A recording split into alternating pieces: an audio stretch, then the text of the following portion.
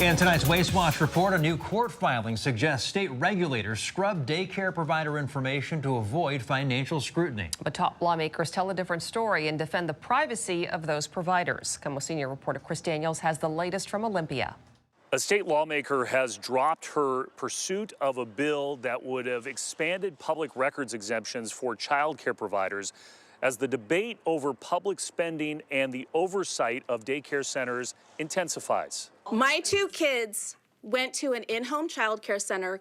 Monica Stonier is the state House floor leader and a mom. But if you were knocking on that door and I found out about it, I would lose my mind. That is a home. That is a home where a business operates to care for toddlers. She made the argument that daycare providers are entitled to privacy as much as the state and taxpayers are to accountability. We have multiple systems in this state, everything from the audits and the investigations that are done by DCYF to our state auditor to the Joint Legislative Audit Review Committee. We have lots of opportunities for that. The Department of Children, Youth, and Families has been scrutinized after documented fraud dating back years in Minnesota.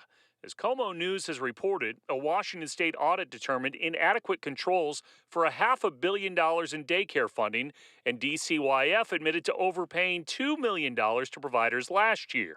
It preceded a filing in Thurston County Court by the state's GOP chair Jim Walsh, seeking an injunction to stop the deletion or scrubbing of public records of providers from websites, and a Senate bill that was floated and now dropped that would have expanded public records exemptions for listings of child care providers. I think the absolute wrong answer is to say, no, don't look here. That will do nothing but diminish trust in state government. State Senate Minority Leader and Republican John Braun calls it an issue of transparency. Are you aware of any sort of deleting of public records from state websites when it concerns child care centers?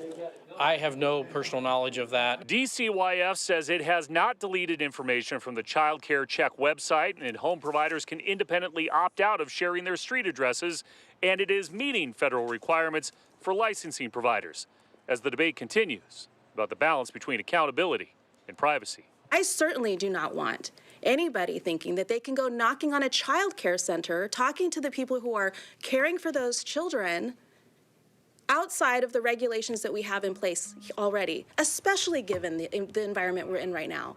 A public review of DCYF spending and oversight is expected later this week here in Olympia. For now, at the state capitol, I'm Chris Daniels, KOMO News.